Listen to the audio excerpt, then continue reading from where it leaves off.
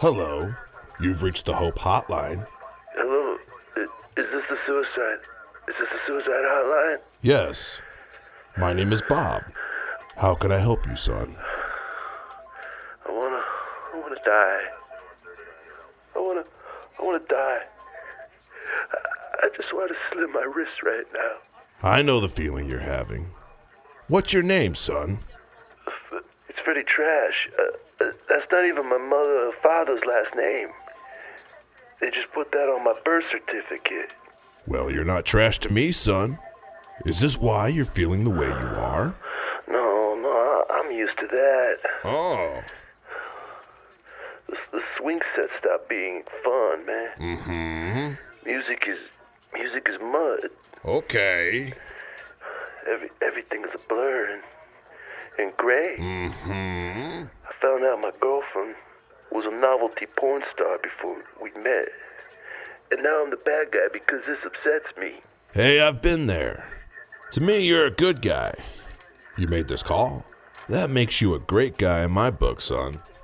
The city's opening up and swallowing me. Talk to me, son. I'm here for you. We grow up thinking the devil is cruel.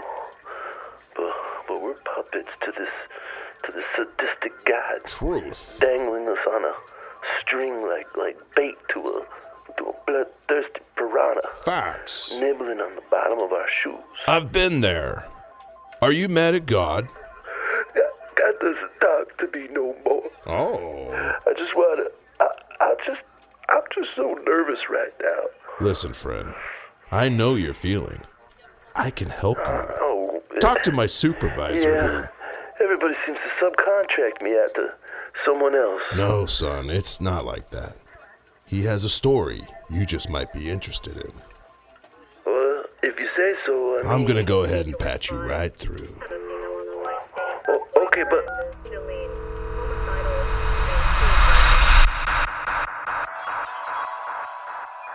The mind isn't as fragile as we assume.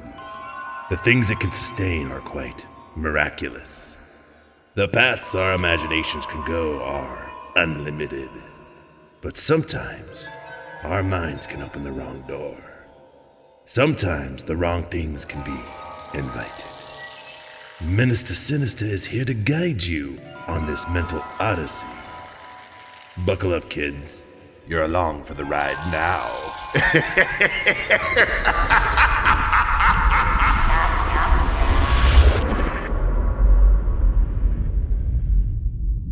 What do you do when something completely destroys all semblance of reason and logic? Is there someone you call or talk to? Is there a place you can go? Is there anything you can do to pick up at least some of the pieces of your shattered worldview? Honestly, I don't think there is. At this point, all that I think I can do is vent. But in the end, it won't matter. It won't change anything. When you're made to feel so insignificant in this universe as I was, nothing does, and nothing ever will. I received a call last week about 12 p.m. I didn't recognize the number, but I reflexively pushed the answer button and asked who was on the other line. The voice that came through was distorted. It was high-pitched and had this strange echo with an almost alien reverberation. I remember the first thing it said to me was, "I am God." Of course, as soon as I heard the strange statement and the edited voice, I thought it was a prank call. Confused, I asked it to repeat itself again, and it made the same statement. "I am God." I rolled my eyes and hung up the phone annoyed, but not even 5 seconds later, I received another call. I picked up the phone and waited in silence for it to speak, figuring that if he's going to waste my time, then I was going to waste his. When it did decide to speak, what I got was disturbing, to say the least. "I know you're waiting for me to speak, Brandon." Shocked that it knew my name, I asked it if it knew me. Again, the response was strange. "I know everyone, Brandon. I am God." I scoffed at this. It was a slow Saturday, and I was bored. I figured I had 10 to 15 minutes to kill, so why not? I asked it a simple question. I asked it if it could tell me something about me that no one else knew. What it told me was astounding. I'm anonymous here, so I figure I can share this without too much backlash, but I have a drinking problem. I'm what you'd call a functioning alcoholic. One night, I had spent the night at one of my friend's houses with his girlfriend and some mutual friends for a little get-together. By the time everyone had left, it was just us three. I was far too drunk to drive home, and my friend had an urgent matter at work come up, so he told his girlfriend that I could stay at his place for the night. Gonna skip the build-up and just be honest. We ended up having sex. It was weird. We didn't have much of a relationship before, but it just kinda happened. One moment we were talking about our lives, and the next moment we were f***ing in his bed. Of course, we never spoke about it after that night to each other, or him, and to this day, it's our dark secret. Not only did it know what had happened, but it knew every detail of the encounter. What I was wearing, the words she said, the exact time I arrived, and when I left the next morning. This freaked me out. When I asked how it could know such an intimate part of my life, it simply said, I am God. At this point, I was spooked beyond belief. How could it know something like that? But as creepy as it was, I still realized she could have told someone. In that moment, the pieces of the puzzle formed together in my mind. She must have told someone who decided to call me up and extort me to not tell my best friend. Knowing this information definitely didn't make this person God. But just as I was about to tell it that it had gotten the information right, it simply said, I know, but you still have doubts. This sent a shiver down my spine. Knowing my name is amateur. Knowing a deep secret, even in such detail, is impressive, but still feasible. Knowing the thoughts in my head, that's scary. I agreed. I told it that I still did have doubts. I told it that I needed proof. Real proof that it was God. It went silent for a couple seconds before speaking again, simply saying, Okay. I watched as my cat came from my room and rubbed up against my leg for a few seconds before returning to my bed.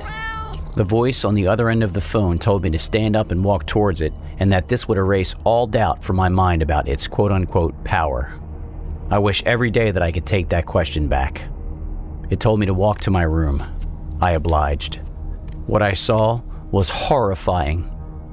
My cat laid on the bed with its back snapped in half, and the words, I am God, were written in its blood above my head.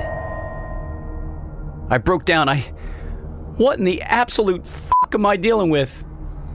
I quickly checked every nook and cranny in my home. I must have gone over my security footage 1,000 times in the next 5 minutes and saw nothing. There was absolutely nothing. The whole time the voice was telling me that I knew I wouldn't find anything. It told me that I knew that what was happening was far beyond my comprehension as a human. Throughout my frantic search, I tried hanging up the phone, but the phone wouldn't hang up the call. I tried shutting it off, throwing it against the wall. Hell, I even tried to pry open the back to take the battery out, and still nothing. The call still went through, and all I could hear was it asking why I couldn't just accept the truth. It said horrible things about how it could taste my fear and how I should embrace how afraid I am. I had a panic attack, and as tears ran down my face, a sharp pain shot through my skull. My vision blurred, and before I knew it, I was on the ground. I didn't know if I had a seizure or something, but almost instantly, I could hear the voice on the other end telling me to stop, and the world cleared.